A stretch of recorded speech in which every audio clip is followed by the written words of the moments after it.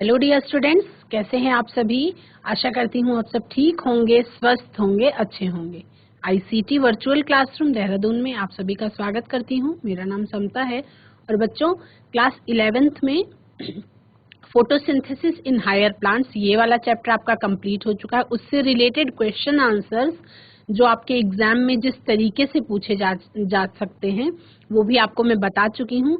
आज हम एक नया कॉन्सेप्ट स्टार्ट करेंगे जो है सेल, कोशिका। छोटी क्लासेस से ही आप पढ़ते आए हैं तो थोड़ा सा हम इसको स्पीड में लेके चलेंगे और जल्दी से कंप्लीट कर लेंगे। इस चैप्टर से रिलेटेड कॉन्सेप्ट जो आपने 9th में पढ़े हैं उससे थोड़ा सा और डीप पढ़ना है इसमें। तो चलेंगे स्मार्ट बोर्ड की तरफ और cell the unit of life concept को स्टार्ट करेंगे। बच्चों आपका chapter cell the unit of life ये है। इस चैप्टर में आपको क्या करना है, 9th क्लास से ही आपको ये कॉन्सेप्ट जो है कोशिका वाला वो पढ़ाया जा रहा है। तो काफी कुछ आप पहले से ही जानते हैं बहुत अच्छी तरीके से। कुछ चीजें और हैं जो नई ऐड हुई हैं इसमें, उसको आपको पढ़ना है और उसके बाद आगे बढ़ना है। चैप्टर आपका जल्दी ही कंप्लीट हो जाएगा। क्यों? क्योंकि इसमें काफी कुछ आप पहले से जानते हैं, है ना। आपको केवल उसको क्या करना है, उसमें थोड़ा सा और डीप आपको पढ़ना है। तो चैप्टर हम स्टार्ट करेंगे। उसमें क्या है, आपका पहले ही पढ़ना है कोशिका के बारे में कि कोशिका क्या होती है। तो कोशिका आप सभी को पता है, the unit of life chapter का नाम ही है कि कोशिका, cell the unit of life, यानी कोशिका जो है वो जीवन की इकाई है ना। दो प्रकार की कोशिकाएं पाई जाती हैं जिसके बारे में आपको जानना है। कोशिका क्या होती है, प्रोकैरियोटिक सेल के बारे में जानेंगे, यूकैरियोटिक सेल के बारे में जानेंगे और उसके बाद सेल के अंदर पाए जाने वाले सेल ऑर्गेनेल्स, उनका स्ट्रक्चर और उनका फंक्शन ब्रीफ में आपके सिलेबस में है। तो जब भी आप अपने चारों ओर देखते हैं तो लिविंग और नॉन लिविंग दो तरीके के ऑर्गेनिजम्स आपको दिखाई पड़ते हैं। नॉन लिविंग की कैटेगरी में क्या क्या कैरेक्टरिस्टिक फीचर्स होते हैं और लिविंग में क्या क्या कैरेक्टरिस्टिक फीचर्स होते हैं उसके बारे में आप पहले से जानते हैं। तो क्यों क्यों वो जो ऑर्गेनिज्म है वो लिविंग कहलाता है और क्यों ऑर्गेनिज्म नॉन लिविंग कहलाते हैं, उसमें क्या ऐसे डिफरेंसेस हैं। तो इसका सबसे बड़ा और सबसे सटीक आंसर हम ये कह सकते हैं कि अगर जितनी भी लिविंग ऑर्गेनिजम्स होती हैं, एक सबसे ऐसा बड़ा अंतर जो हर जगह पे अप्लाई होगा, हर केस में अप्लाई होगा, वो ये होगा कि सारे के सारे लिविंग ऑर्गेनिजम्स में सेल प्रेजेंट होती है और नॉन लिविंग ऑर्गेनिजम्स में कोई भी सेल प्रेजेंट नहीं होती है। यानी प्रेजेंस ऑफ सेल जो है वो क्या है, आपका लिविंग ऑर्गेनिजम्स का एक कैरेक्टरिस्टिक फीचर है या एक एग्जाम्पल है। तो कोशिका the basic unit of life, यानी कि मूलभूत जीवन की इकाई जो है वो क्या है, कोशिका। आप सबको पता है कि सभी ऑर्गेनिजम्स सेल से ही मिलकर बने होते हैं और एक सेल से बने ऑर्गेनिजम्स को यूनिसेलुलर कहते हैं। और अगर वही प्लूरल आ जाएं या अनेक सेल से मिलकर बने हुए ऑर्गेनिजम्स जो हैं वो क्या कहलाते हैं, बहुकोशिकीय या मल्टी सेलुलर कहलाते हैं। व्हाट इज अ सेल, यानी कि कोशिका क्या है। हम बार बार बात कर रहे हैं कोशिका द यूनिट ऑफ लाइफ, लेकिन एक्चुअली बेसिकली कोशिका क्या है। तो कोशिका क्या है, a fundamental, structural and functional unit of all living organisms. कोशिका क्या है, एक फंडामेंटल, स्ट्रक्चरल और functional unit of all living organisms जो है वो क्या कहलाती है, कोशिका या सेल कहलाती है। यूनिसेलुलर ऑर्गेनिजम्स में इंडिपेंडेंट एग्जिस्टेंस होती है। आप सबको पता है कोई भी एक कोशिका, अगर उसको आप अपने शब्दों में परिभाषा उसकी बनाना चाहें, नई डेफिनेशन बनाना चाहें, तो आप कह सकते हैं कि कोई भी कोशिका जो अपने आप में संपूर्ण होती है, मतलब अपनी किसी भी एक्टिविटी के लिए किसी दूसरे के ऊपर डिपेंडेंट नहीं होती है, वो है कोशिका का कैरेक्टरिस्टिक फीचर। कोशिका इंडिपेंडेंट होती है, यानी कि स्वतंत्र होती है और अकेले हर काम करने की क्षमता उसके अंदर होती है। लेकिन सेल के बिना किसी भी लिविंग ऑर्गेनिजम्स का एग्जिस्टेंस नहीं हो सकता। यानी कि कोशिका खुद में तो इंडिपेंडेंट होती है, लेकिन सेल के बिना किसी भी लिविंग ऑर्गेनिजम्स का कोई भी एग्जिस्टेंस नहीं हो सकता है या किसी भी जीवित का अस्तित्व नहीं है।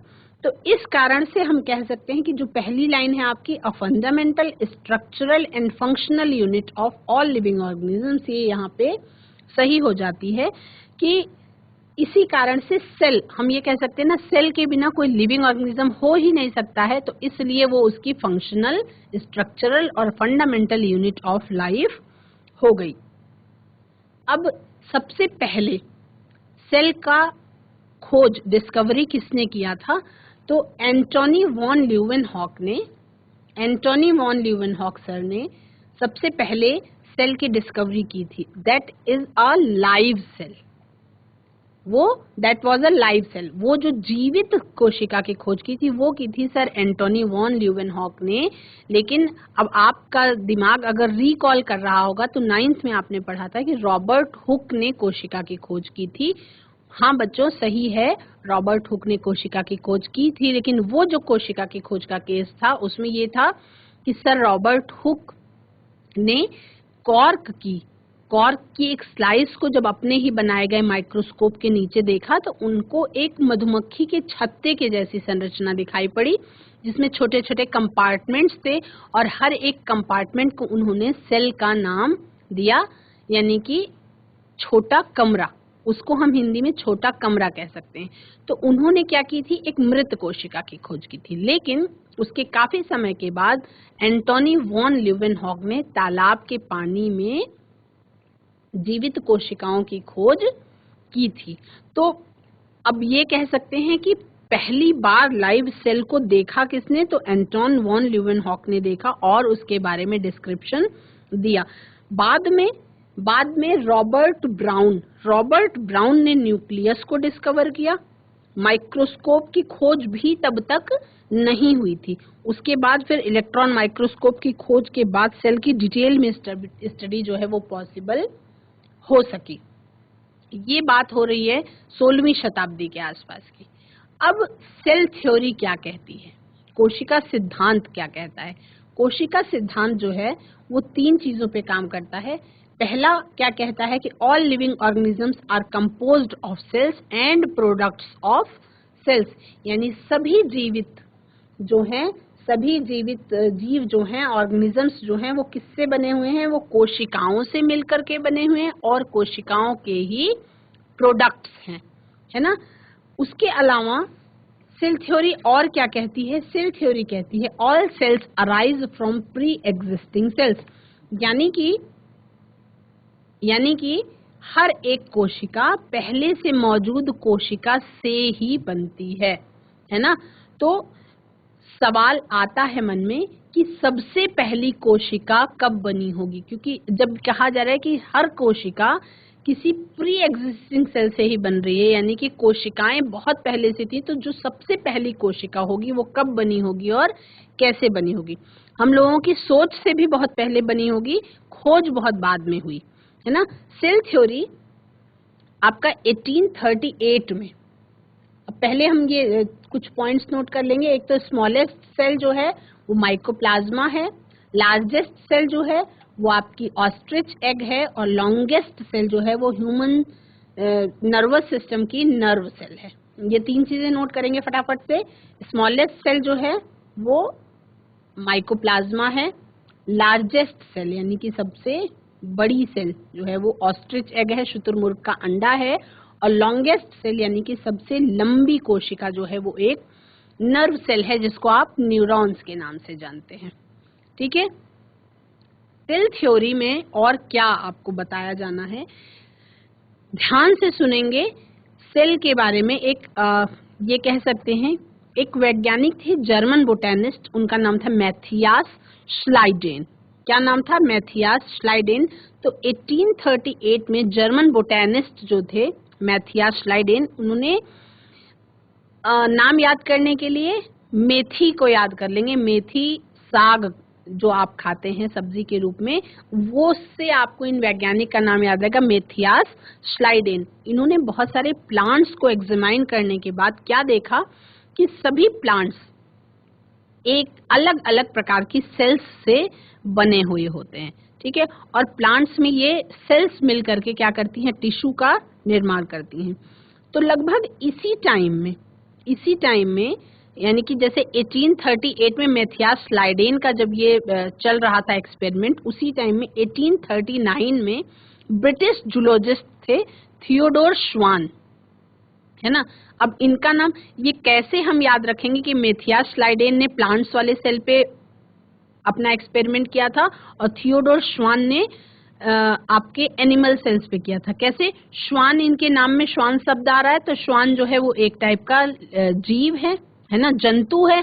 तो ये जूलॉजिस्ट थे और मैथियास स्लाइडेन, इनके नाम ही, बाय चांस की बात है, इनके नाम में ही प्लांट आ रहा है और थियोडोर श्वान के नाम में ही एक जंतु आ रहा है। तो जो थियोडोर श्वान थे वो जूलॉजिस्ट थे, है ना, और वो आपका एनिमल सेल पे काम कर रहे थे, और मैथियास स्लाइडेन जो है वो बोटेनिस्ट थे और वो प्लांट सेल पे काम कर रहे थे। तो इन दोनों का नाम याद रखना आपको मुश्किल नहीं होगा, क्योंकि नाम में ही इनका याद करने का तरीका छुपा हुआ है। ये पहले से ही एक बार में ही आपको याद हो जाएगा। तो थियोडोर श्वान ने अलग अलग एनिमल सेल्स की स्टडी करने के बाद क्या पाया कि सेल्स के बाहर एक थिन लेयर होती है जिसे प्लाज्मा मेम्ब्रेन कहते हैं, ठीक है। श्वान ने प्लांट टिश्यू की जब स्टडी करी, अब यही मैथियास स्लाइडेन प्लांट सेल की स्टडी कर रहे थे, पर थियोडोर श्वान ने क्या किया, उन्होंने भी बाद में प्लांट टिश्यू की स्टडी करने लगे वो भी, और उन्होंने पाया कि सेल वॉल जो है वो प्लांट सेल्स में मौजूद है। प्लांट सेल्स का एक यूनिक कैरेक्टर है कह सकते हैं, पर वो एनिमल सेल में उन्होंने नहीं देखा। तो इस आधार पे श्वान ने एक हाइपोथेसिस दी। उन्होंने कहा कि एनिमल्स और प्लांट्स दोनों का शरीर सेल और सेल के प्रोडक्ट्स से मिलकर के बना हुआ होता है। क्या क्या? सेल और सेल के प्रोडक्ट्स से मिलकर बना हुआ होता है। तो अब जो सेल थ्योरी विकसित की गई, वो सेल थ्योरी क्या थी? सेल थ्योरी जो विकसित की गई वो सेल थ्योरी थी जिसमें आपका इन दोनों ने मिल करके ये चीज सामने लाई, जिसको कोशिका सिद्धांत के रूप में कहा गया। तो जिसमें अब आपको दो प्रकार की सेल्स के बारे में पढ़ना है। एक तो हो गई आपका प्रोकैरियोटिक सेल्स। प्रोकैरियोटिक सेल्स जो हैं वो रिप्रेजेंट कैसे की गई? Represented by bacteria, blue green algae और पीपीएलओ एंड माइकोप्लाज्मा, ठीक है। प्रोकैरियोटिक सेल्स जो थी वो बैक्टीरिया के द्वारा, नील हरित शैवालों के द्वारा, पीपीएलओ का मीनिंग हो गया प्लूरोनिमोनिया लाइक ऑर्गेनिजम्स, और माइकोप्लाज्मा उनके द्वारा रिप्रेजेंट की गई, ठीक है। ये सामान्यतः एक ऐसी होती थी, स्मॉलर होती थी और रैपिडली मल्टीप्लाइंग होती थी। ये सामान्यतया छोटी होती थी और बहुत तेजी से मल्टीप्लाई करती थी। Very greatly in shape and size और शेप में ये डिफरेंस शो करती थी, वेरी करती थी, है ना। कैरेक्टरिस्टिक फीचर्स इसके क्या था? इनमें have cell wall surrounding the cell membrane, cell wall surrounding थी, इसमें सेल मेम्ब्रेन थी, ठीक है। स्मॉल थी साइज में, रैपिडली मल्टीप्लाइंग थी, very greatly in shape and size, ये शेप और साइज में अलग अलग भी थी। कैरेक्टरिस्टिक फीचर्स इसके क्या थे? ये have cell wall surrounding the cell membrane और absence of well defined nucleus, that is the basic characteristic feature of a prokaryotic cell. prokaryotic cell में क्या था कि प्रो का मतलब विकसित नहीं, एक कम विकसित न्यूक्लियस, या न्यूक्लियस जो है वो फुल्ली डेवलप्ड नहीं था। इन कोशिकाओं के अंदर पाया जाने वाला जो केंद्रक था वो केंद्रक पूर्ण रूप से विकसित नहीं था, या कह सकते हैं कि केंद्रक जो है वो क्लियर अलग से दिखाई नहीं पड़ रहा था, क्योंकि केंद्रक किसी भी झिल्ली में या न्यूक्लियर एनवेलप में क्लोज नहीं था, साइटोप्लाज्म के अंदर बिखरा हुआ था, ठीक है। तो इसके अंदर absence of a well defined nucleus, ये एक लाइन प्रोकैरियोटिक और यूकैरियोटिक दोनों के बीच के अंतर को क्लियर करती है, जिसमें प्रोकैरियोटिक शब्द जो है उसमें प्रो का मतलब है आद्य, जहां पे विकास पूरी तरह से, डेवलपमेंट पूरी तरह से ना हुआ हो, और कैरियन शब्द का मतलब है न्यूक्लियस, ग्रीक में कैरियन को ही हम न्यूक्लियस कहते हैं।